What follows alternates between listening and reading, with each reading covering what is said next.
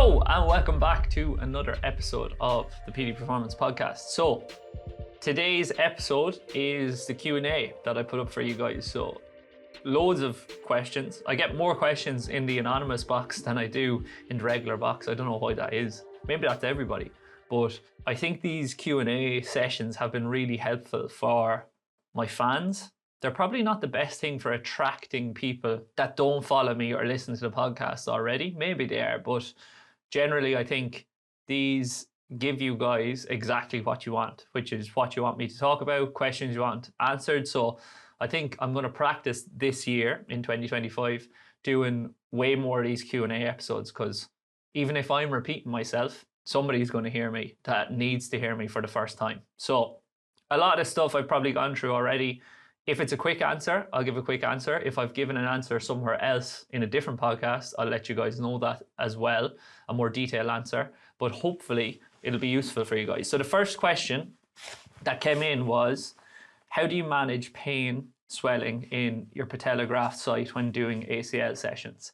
And I covered this last week, obviously, in that in regards to pain, I pushed so hard in my isos and I pushed to the point of pain and probably held it to the point where I couldn't hold it anymore in those isometrics on the leg extension early days, that for the rest of the session, I don't really get any pain.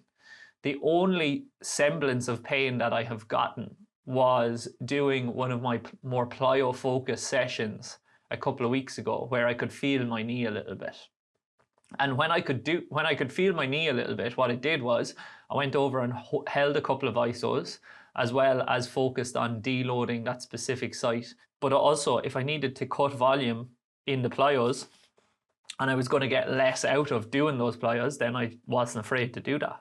So that's what I did. In regards to the swelling question then, swelling, ice in the evening. Like, I try not to ice that much. It tends to be that swelling gets worse for me the more I'm on feet. So if I'm coaching on feet in person and demonstrating quite a lot, as well as doing my rehab on that day, I will get a little bit of swelling around my knee in the evening. I think that's normal, to be honest. Most people would say you should have absolutely no swelling.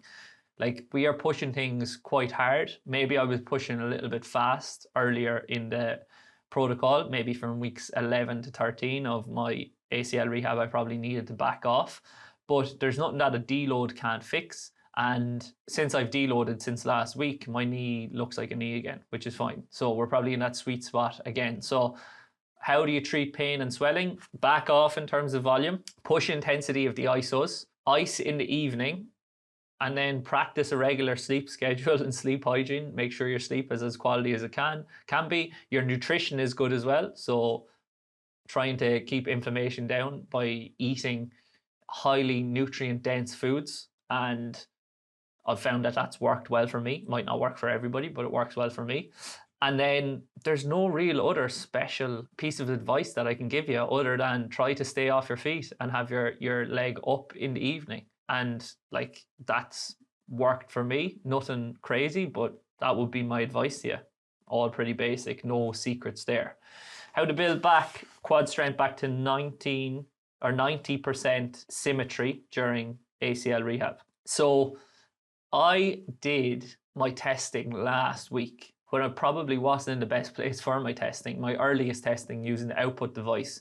And my scores were decent. Like, when measured against the metrics and statistics that Symmetry use for, say, their top 5% or whatever they have in there, I was up there for CMJ. But then when I looked at my single leg CMJ, I got over 20 centimeters on my left leg, but on my right, I was down at 10. So in that more reactive, well, not completely reactive, but with more eccentric loading, obviously there was a little bit of inhibition and I was getting a little bit of pain last week in that right leg. So I was still at the 50% mark or just over 50% on that right leg, even though my CMJ itself was over 30 centimeters. Like, I know that my CMJ in the past has been up at 50 centimeters at one point. So I'm going to aim to get back up to that. So I wasn't ecstatic, to be honest, at those testing scores. And then in regards to my leg extension, we used Alan's output protocol, which was a 10 rep max on the leg extension with the output device on your foot, and you are measuring your velocity that you hit, plus obviously keeping the same weight side to side. And I was at 180 something on my unaffected leg and 150 something on my affected leg, which would say that I was just outside that 10%, in and around 15% deficit at the moment. But I was only 12, 13 weeks post, so normal enough, like it will come back. And obviously people are aiming for these standards after 5 months, whereas I would say I'm on track to hit it earlier. How to build it back? Like a lot of unilateral work, but everything I went through last week in the ACL, there's no secrets to this as well. It's just restore range of motion, strengthen the tissue through that full range of motion, strengthen it in multiple different movement velocities. So that's fast loading, that's slower eccentric loading, that's high rep stuff, low rep strength stuff, like all of the above. And that's how you build that symmetry back. But in the past, with traditional protocols, they've just focused on symmetry and they focused on that strength far too much. Whereas like you've seen last week and everything I went through, our focus isn't on that at all, but I'm still building that back faster than other people would build it back by managing pain and then doing all the appropriate things in terms of my strength loading that I possibly can.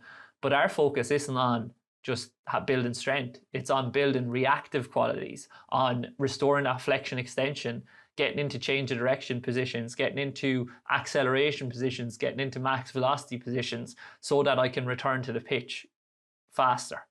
And because almost everybody that listens to this, we play running based sports. So it makes sense to focus on being able to run or sprint more efficiently and better over simply just restoring strength, because we're not powerlifters. We need to restore strength for sure, but it shouldn't be priority number one at the top of the list all of the time. It is likely by focusing on other things as well as doing the strength work, we can improve all of them together, as opposed to just saying 3 months, all we're focusing on is your quad strength and your hamstring strength. It's excess. It leads to longer durations of ACL return to play, and it leads to a longer duration of trying to regain and restore these reactive, faster qualities, like of sprinting, cutting, changing direction afterwards. Like I have people coming in to me who are 4 or 5 months post and like they're back running on the pitch doing like jogging and stuff. But like I asked them to do some sort of an axle, or I asked them to do a minor change of direction, and they simply can't do it. It takes them 47 steps in 5 meters to turn around. And I'm like, you have no business to be doing that volume of running on the pitch yet, because jogging is not a huge part and a high risk activity for you in the sport. How did you do your ACL? Probably changing direction, cutting or decelerating. Like what position do you play on the field? What are the movement demands of that position? Are you going to have to cut, decelerate, accelerate, reaccelerate? Probably. So let's focus on those higher risk activities, also more important activities in the sport, and get really, really good at them. And then we can add in the conditioning stuff afterwards. We can add in conditioning off feet as well if we want, but let's not miss the bigger picture here, which is you getting back playing your sport. It's not just getting your limb symmetry back and your strength back. It is important. That's what I'm saying. It is important. We're not discounting it, but it's not the most important part of the rehab in those earlier stages. It can come back while focusing on other things. I hope I've been clear in that regard. Have I came across many players that suffer from Gilmore's groin? Loads. I did a podcast on this last year around groin rehab. Like I am seeing this year as well, far, far more athletes suffering from what would be termed as athletic groin pain, previously Gilmore's groin, osteitis pubis, etc. And I don't know if that's because of the content that I've been putting out, or there has been an increase in the incidence of these injuries because of volume spikes in Gaelic games, because most of the athletes that are coming to me with this specific issue are in Gaelic games. And common characteristics of those that come in that are experiencing this issue: extremely stiff through their whole body, like they're through the torso, through the hips, very little capacity to shift their hips left to right or move their pelvis in 3 planes of motion.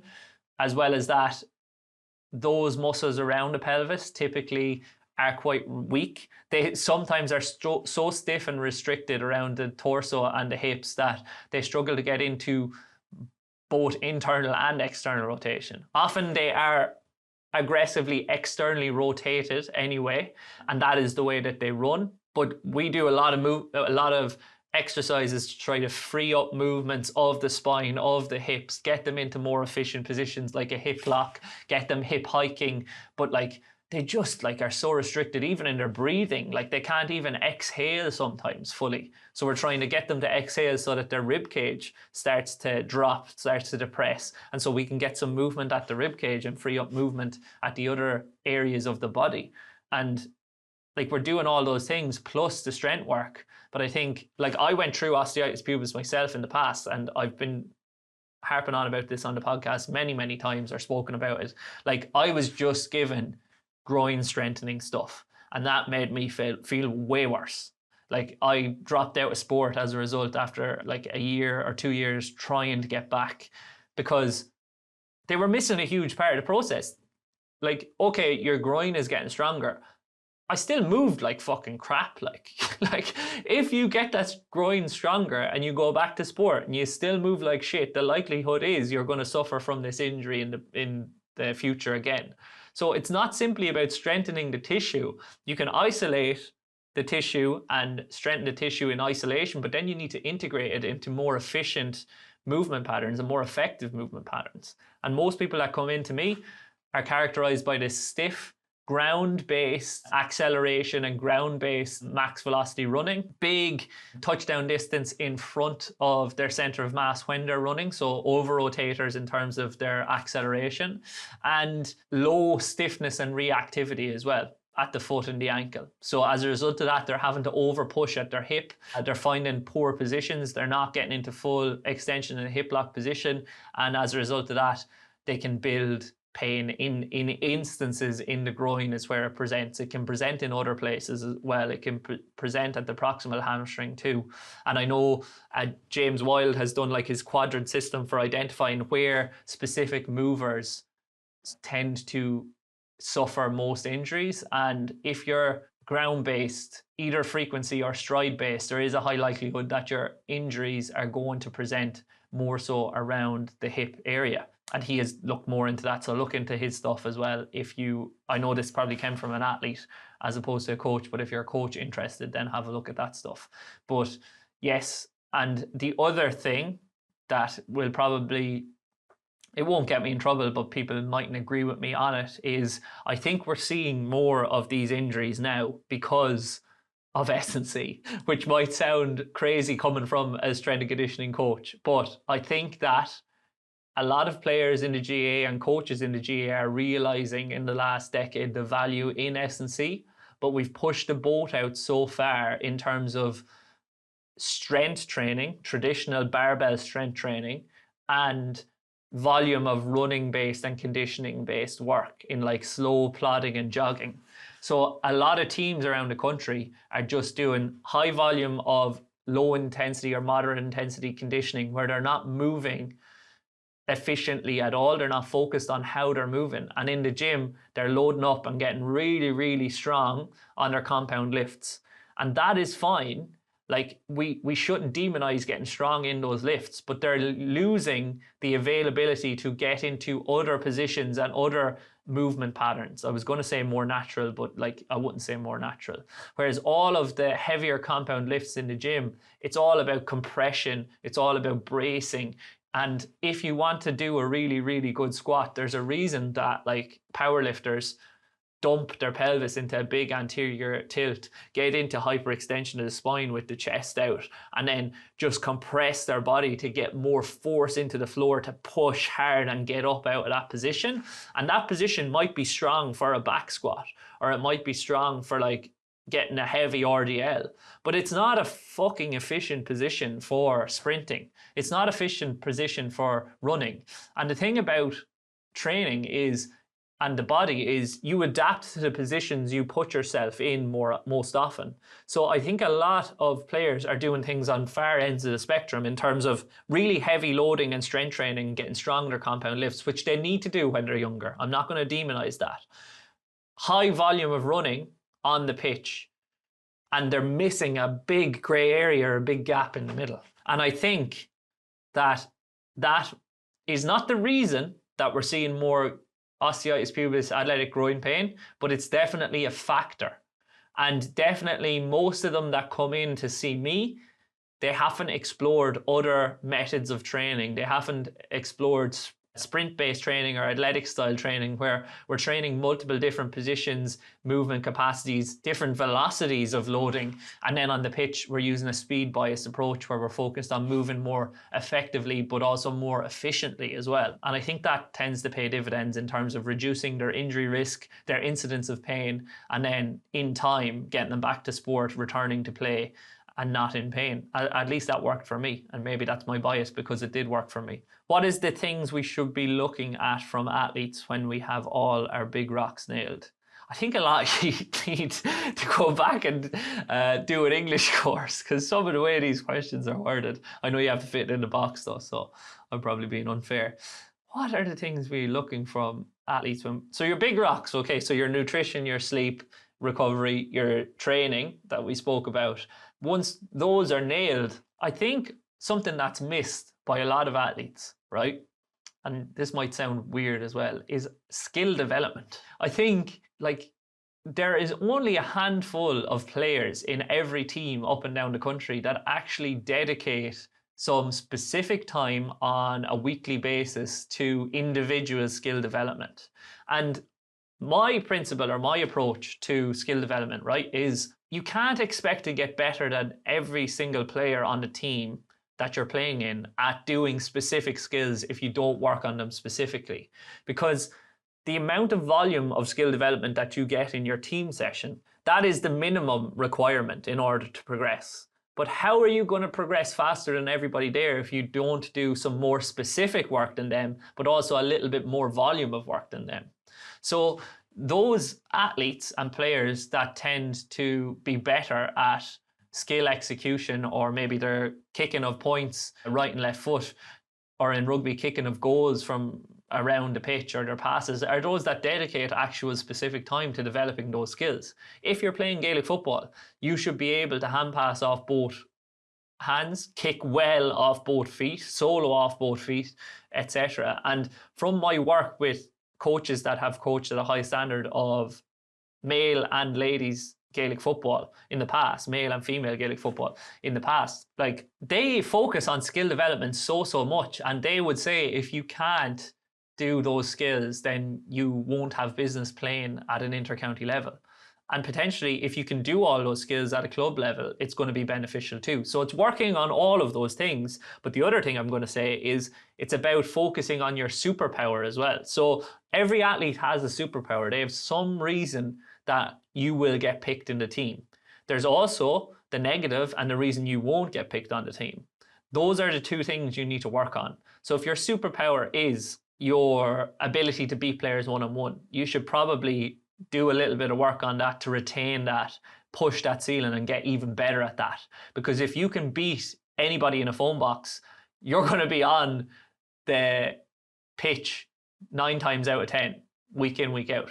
But equally, if the reason you won't get picked, and this is a useful analogy, is because you can't hit a barn door with a football. You can't put it into the back of the net once you've beaten that player. If you're in a rugby sense, you can't finish, you can't accelerate and hit max velocity and get away from the defense, or even same thing in any sport really.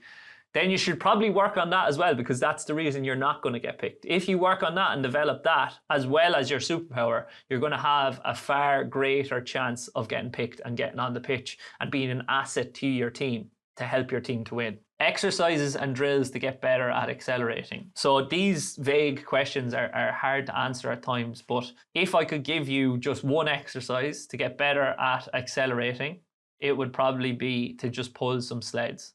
It's going to improve your starting strength. It's a specific strength exercise to acceleration type positions. You can load it really heavy at the start and drop the load steadily week by week as you increase the velocity and the intensity over time. Or you can find like an optimal load for increasing your momentum that you can pull at the fastest rate, but in terms of the amount of load on it times the velocity that you hit, it's the highest output of the lot in regards to load times velocity. You could do that, or you could identify where your velocity decrement is and pull a load appropriate to that. That's what they would do in athletics or in sprint-based teams. I know quite a bit, but they might be able to do that a little bit better using like 1080 sprint technology, which is like a pulley attached to a machine that gives you like a specific load that you can put up to like a 0.5 of a kilo, I think. So it's really, really useful. Those would be the key ones. And then the other thing I would say in terms of exercises to improve at accelerating, probably improve your acceleration efficiency. And you can do that in a couple of ways. So you can go resisted sprinting, like we just said, pull some sleds, identify if you're an over rotator or an under rotator. And then the two drills off the back of that would be a band resisted accel for like 5 to 10 meters. You can do that in a march, or you can do it in a bound, or you can do it in a sprint. If you're an over rotator, you're going to put the band around your hips so that you can get your hips up and through to create space to attack back, in order to attack back so that you can push the ground backwards, so that you can project yourself forward more into the air per sprint, because you're more ground based because you're an over rotator. If you're an under rotator, so you're somebody that pops up too aggressively, that's when you put the shoulder harness on. And the shoulder harness will lead to you having better orientation, leaning a little bit more and projecting your torso out like a torso torpedo in order to cover more distance and like be more forceful on the ground, improve your projection. Because if you're an under rotator, you're going to probably be a little bit too vertical and not horizontal, and you're going to probably bounce and be more air based rather than ground based. So the second piece of advice in regards to that then is a cone drill. So if you're an over rotator, you're going to strike in front of your center of mass to stay on the ground, to stabilize, because you're falling over fast rather than sprinting. So what you need to do is probably shorten your stride length. So put some cones down and attack back to the cones. If you're an under rotator, then your issue is your projection, as we just said. So what you want to do is place those cones out, and you want to actually probably lengthen your stride length. So you're going to project your hips out to those cones each time in order to increase your stride length, and while still retaining the same stride frequency. So your speed is always going to be your stride length times stride frequency when you break it down to the most basic level. What do you think the most common injury in GA is in pre-season? Same as it is in season, it's hamstring injuries. I think 66% of lower limb injuries in GA are hamstring injuries. So that's not going to change anytime soon, even with the movement demands potentially being changed. That subject that we can't really broach because the managers don't want to, and the S&C coaches don't want to release their data, which is fucking ridiculous, by the way. Now, I can say this as well, it's absolutely ridiculous. Like, to not release your data, I believe it's one of two things. One, you're worried that people will figure out how you are playing based on your movement data, and they'll be able to combat that. That's bullshit, because all of the movement demands of each individual team will be more similar than they are different.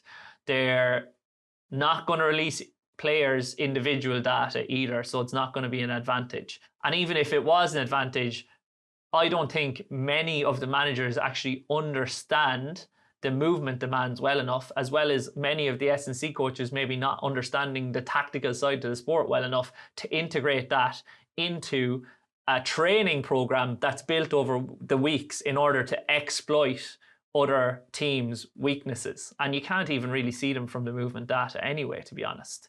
And then the second reason is they don't have the data available because it hasn't been compiled by some of the counties. And I know some counties run a really, really tight ship and a really good sports science and S&C program, and they probably have it down to the nth detail, but I know others that probably don't and don't even have the data, and that's why they don't want to release it, because they'd be embarrassed to release that they don't have it.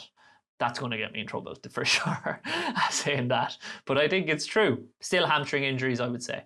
Not going to change. I'm seeing a lot of them. Some of them are more intricate than others. I know I was down with Fergal, Karen and Alan at their workshop in Limerick recently, and there was a heavy emphasis put on T-junction rehabs, and I had an athlete come to me over the last year with a T-junction injury, and I didn't know it was a T-junction injury until probably a few months into the process, when I was questioning, why does this keep happening?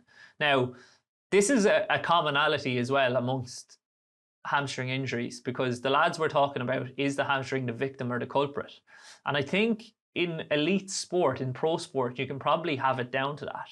But the problem is in private, when you have GAA athletes coming to you, and they usually come to me as a last resort.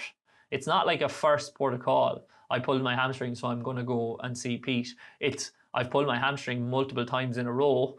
I've been injured for a couple of years on the bounce, so I'm going to go see Pete and see if he can sort me out. When they come through to me, the level of detraining that has taken effect because they have been out for so long means that the hamstring can be also the victim and the culprit.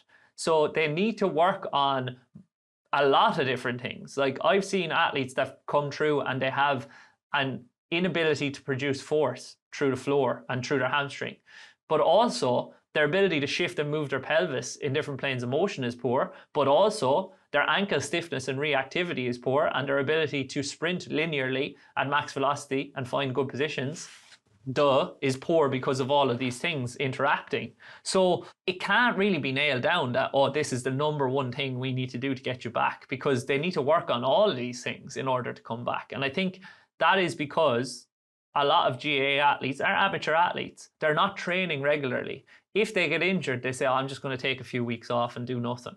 Worst thing you can do for an injury. As well as that, they get given fucking subpar rehab programs and return to play programs that are non-existent actually. And as a result of that, they actually get worse as an athlete over the course of the injury because of underloading and detraining and doing the wrong stuff. And as a result of that, then they come into me and I have a look at them in that session. I'm like, oh my God, we have so much work to do here. And they are looking for a timeline off me of, when can I get back to sport? And I'm thinking, well, number one, I don't know what level you were at previously before this injury, so I don't know what's expected in order to get you back. And number two, if I was to clear you in all the relevant metrics and all of these qualities that we just spoke about, we need months in order to get up to a standard where you're pushing on to like even the average for athletes that want to play at a senior club level, because the movement demands are still quite taxing, like, and they need to be capable of doing so. So I had a guy recently, as I said, and we got him back. He played a few games and then he injured it again. And then every single time that he injured it, a couple of days later, he said, I feel fine again.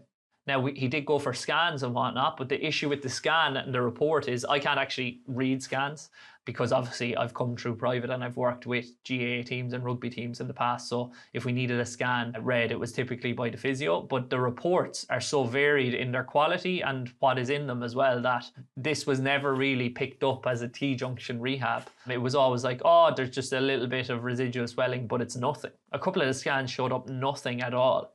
And I then in my head, I'm like, is there anything going on here? Is it a tendinopathy? Is it the athlete is afraid of reintegration back to sport? What is going on?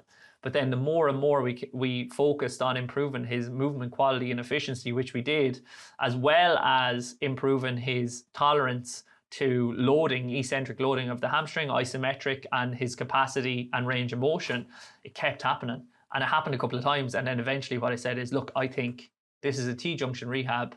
I think we've thrown the kitchen sink at it. And I referred them to Fergal. And he's gone to Fergal, and Fergal reckons the same probably. And Fergal will be able to help him out. And that you have to be confident enough to say that as well, that somebody is better at doing something than you are. Because there's no point in banging your head against the wall if it's not working. And from the workshop that I went to with Alan and Fergal, obviously I've seen Alan present a lot, so I've integrated a lot of his stuff into my system. But the one thing that stood out to me in regards to what Fergal did was his loading of specific tissues in the early stages of the process, and his specificity in doing so on the physio table. I think he would be able to do that and deal with that way, way better than I would. So I was happy to refer out, because I think that's potentially what we were missing, in that sure, we got really strong on a 2 up 1 down eccentric hamstring curl or a single leg hamstring curl in prone, but did I know if that was loading the biceps fem, or was it loading more medial hamstring semimembranosus? And if it was loading more medial hamstring and offloading the biceps fem and it wasn't getting strong enough, then of course the biceps fem is continually going to become injured when you get back to sport. So it's not just what you do, but how you do it. Okay, next question. How do you price your services? So years and years ago, I think it was during COVID when I first started working in private and working online, I didn't know how to price at all. So I just based it off what I had been doing on in-person previously and what I thought people would be willing to pay. That's not how you should do it. What you should do is, and this is something that I did with Sam Portland's mentorship, I think, was identify how many hours of work you are doing per week if you're working with a team or whatever, okay? Identify what is the minimum that you would like to be paid per hour of dedication. And we all know that when you go to work with a team, it's not just the 3-4 hours that you're there, the 3 hours or 2 hours coaching a few days a week. It's not just 6 hours. It's probably like 25-30 hours a week. Identify what it is that you're bringing and what you would like to be paid or compensated for doing so. And then off the back of that, you can come up with a figure. What I did from there was I increased my price based on demand. So something James Smith talks about is like selling PT like you're selling airplane tickets. So if you have less time, then the price for the PT or for the online coaching or whatever goes up regularly. That gets a bit messy, I think, so I don't tend to do that. But what I would do is, based on amount of time, I would increase the percentage slightly. So if I was working with one team and another team came in and wanted me to work with them as well, I have less time. So the price of working with that second team is going to be higher than the price of working with that first team, because you don't have as much time. You're going to be sacrificing more in order to do so. What I did over the course of the years then is I just increased my prices by 15 to 20%, I think, year on year. But every time I increased my prices, I added something new to the service. So the service is continually getting better. So it's not just about, oh, how do I price it and what do I get? It's about the value that you deliver for the service that you're given. And Alex Hormozy would talk about always over delivering in terms of value. Make a proposition to the person or make an offer to them that is too good or sounds too good to turn down. And then that's how you succeed, by over delivering consistently. So like what we've added over the years is we added Team Builder, which we weren't using obviously previously. Then we added View Motion. Then we added nutritional assistance through a couple of different nutritionists. We had Heather working, and now we have Dervla working with us. Then we've since added Garrett Fox as sports psychologist as well. So he can have a consultation with the client as well. That's available to them. As well as that, they have access to me on WhatsApp. They have View Motion, they have the breakdowns. Also, they can send me videos for breakdown as well. I have more time because I stepped away from all of the in-person team coaching that I was doing, so I can dedicate more time to them. So always, and also the value in terms of the outcomes has improved because I've improved as a coach and the system has improved. So as that has happened, it's normal to get compensated better because you're more in demand. So there's more people that want to work with you. So then it's demand and supply. So I can't work with absolutely everybody that wants to work with me. And I think in business, what they say is you should be in and around, oh no, I'm butchering that, actually completely wrong, but it's 30 to 66%. Like, you shouldn't have everybody saying yes to your offer. You should be in and around a sweet spot where some people, like, you're outside their price point, they don't want to work with you, or they can't work with you right now at least.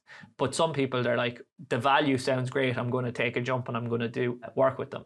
And then what you deliver from there is you deliver the highest quality service that you possibly can in order to retain them long term. But even if you don't retain them and they do get what they need, so you've empowered the athlete to take ownership of their own performance and they have moved out of the service, you still have positive word of mouth with that athlete in business, and they can say to another person, well, your hamstring's at you for the last 2 years, go and see Pete, he sorted me out, and he might be able to do the same for you. So that would be how I do it. But this year I haven't actually increased my price of my services. It will be happening soon because I'm just too busy at the moment, and I'm in the process of hiring a coach to work with me, and I probably need somebody to handle admin as well in order to get this stuff out but still deliver the same standard of care to the athletes that I'm working with. Because that's the other thing.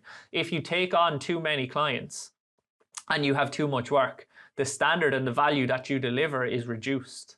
So by increasing the price, giving yourself more time, giving yourself more energy, and you'll be able to provide more value.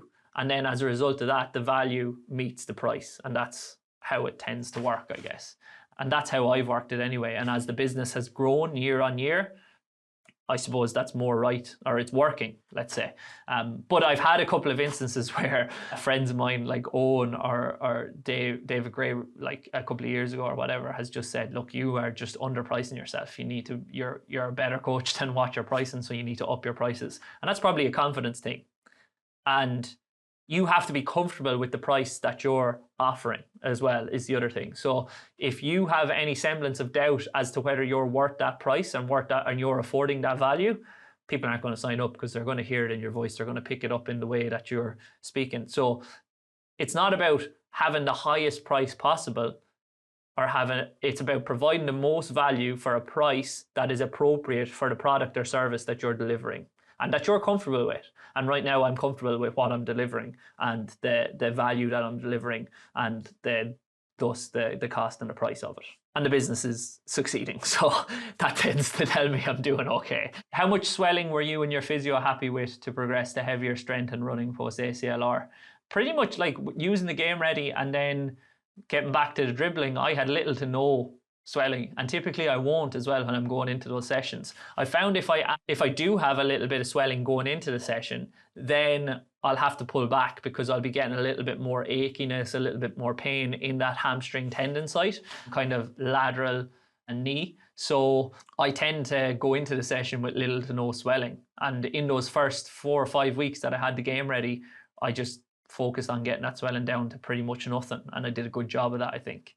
Not everybody can access the Game Ready, but if you can't access a Game Ready, if you can get onto Game Ready rentals, as I said in the last podcast, but if you can't, then just use ice as best as you can. Do you see people by yourself, or do you link in with physio, i.e. do you diagnose injuries? I don't diagnose injuries, so my focus is on, if you think about the rehab to performance spectrum, I'm on the later stage. So typically we're starting into the rehab return to play process, and I'm delivering that care after assessment from a physio and after diagnosis. So as I said earlier, it's very rare that somebody will come to me if they haven't seen a physio already and that's been unsuccessful. So I see a lot of chronic injuries that have been diagnosed, sometimes misdiagnosed in cases, but not very often. And then I have a couple of really good physios who I'll link in with. So Alex Hassett, who's up in Dublin, Alice Loughran, who's up in Derry, and David Gray where needed. I've also worked with like Donny Fox in Dublin as well. And then typically if somebody wants to go to another physio somewhere else, I'll always say, just get your physio to link in with me. And often they do as well, which is positive. So they'll give me a full picture of what they're seeing, what their assessment is, what their diagnosis is, and then what their recommendations are. And then I'll integrate that stuff into my own rehab and return to play process from an S&C perspective, so I can take care of the later stage. So probably early to middle, early to late, and late stage of that process, rehab and return to play. I don't see that many people that come in like a week after they've suffered an injury. That doesn't really happen. And even if I have an athlete in the group and they suffer a re-injury or an injury to something else, I'll always recommend them go see a physio to get it assessed, because I'm not qualified to be doing that. And I just like to focus on what I'm good at, which is that later stage of the rehab return to play process. What are your go-to exercises for improving reactivity? So if we think about reactivity specifically at the foot and ankle complex, we're going to think about probably isometrics and then plyometrics. And that can be assisted plyometrics as well, are great for just finding positions early days if the person is struggling to access those positions in their general plyos, as well as getting them more comfortable and getting their nervous system more comfortable with firing at a quicker rate. It can be an effective prep exercise, often use those as a prep before going into subsequent plyometrics, real plyometrics, true plyometrics after that. What's your least favorite type of client to work with? Any tips for difficult clients?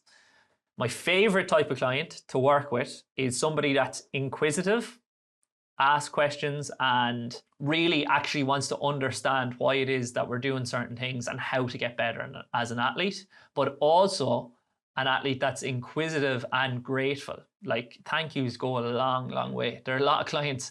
I would say that the clients that I find to be most difficult aren't the ones that need the most care, but the ones that, well, are very anal, very, very anxious, think a lot about like what's going to happen in the future, what if this happens and what if that happens, and very negative bias. They're the hardest ones, as well as those that are ungrateful and don't say please and thank you, and that message you at multiple different times a day, every single day. Because the reason they're most difficult is because they sap you of energy for giving to the other clients. And this is something as well that having Garrett on board as sports psych has been really, really useful, because he can get far more insight from the clients into why it is that they want to play their sport and why it is they're putting themselves under pressure, why they are using thought patterns that probably are maladaptive and not the best for them, and what it is that they actually want to achieve and what they need to focus on for changing. And linking in with him as a coach, like we had our first call last month, and it was just like, I was like, how have I only thought to do this in the last month or two? Like, we should have been doing this last year or years ago. And I think it has been so invaluable, because rehab isn't just the physical, which I look after. It's the psychological, it's the social. And like, I can assist a little bit with the psychological and pick people up on their negative thought patterns and things that aren't serving them, but they're more comfortable with him and they're going to be able to delve way deeper into that stuff with him. So that's been really, really useful. Tips for difficult clients. You see, it's about giving the client what they need when they need it. So if you have a client that is doing that, that is maybe overstepping boundaries, the only way to deal with that is to let them know they're overstepping boundaries and be direct with them. And sometimes being direct with them is exactly what they need to hear, because I would have a tendency to sometimes be a little bit too, and you need to be as a practitioner, and especially when dealing with these emotional cases in rehab, being very accepting, but sometimes maybe a little bit too nicety nice. Sometimes you just need to outline in a way, you don't need to be a dick about it, don't get me wrong, but in a way that is fair, that look, this is probably not the best thing for you if you want to achieve these goals. I just have your best interest of achieving these goals and getting back at this time in mind. So I have to pull you up on this and just outline to you that this maybe needs to change, or is something that we need to focus on changing going forward. And then often, like especially with the chronic rehabs, what Garrett's question that was really useful is, and what he asked them all is, he asked them, if you're injured, like, what is your body trying to tell you? And I thought that was so powerful.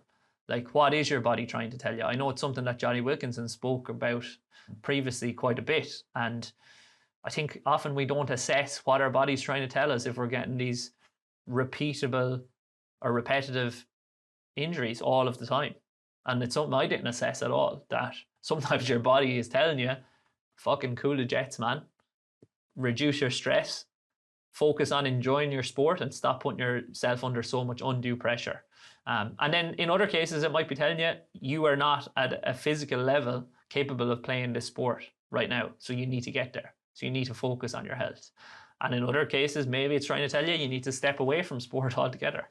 There's any number of different things that your body might try to tell you, but you need to listen to it. So last question, how to get swelling down quick? Just did ACL. Whoever this is, sorry to hear that, but as I said in previous podcasts, it's perfectly reasonable that you can come back from this a better athlete than when it occurred, and you should be having that goal in your head. Don't just focus on getting the swelling down quick. Focus on getting the swelling down whilst also improving your physical function, so that your range of motion, your ability to load it, your strength, etc. If you just did it, you're pre-surgery, pre-op, so you can get some ice on it regularly, get the game ready, as I just spoke about earlier, on it. And then it's probably those things that I didn't know in the past, but that I spoke about recently, which is diet and nutrition, sleep and stress, and time on feet. If you can nail all of those, as well as getting some decent level of exercise, something I haven't mentioned as well is, if you have a more efficient aerobic system, then your recovery time is going to be typically better. It's highly correlated with improved recovery and regeneration times. So if you can load or train a little bit of aerobic demand activities, like it doesn't have to be bike, it could be seated ski erg, or even going out for walks if you're capable of doing that at this stage, that's going to be positive. So train in that way, as well as improving your range of motion, etc., and then recover as well as you possibly can, as well as getting some ice on it and even some electrical stimulation if you can. Probably not yet because you're pre-op and you've just had the injury and you won't go too far wrong. That's pretty much it. I think I've answered most of your questions. I've probably gone in a load of different tangents, but there's going to be something in there for everyone. So I hope you've enjoyed it. And if you did enjoy it, please remember to like it, share it, and send it.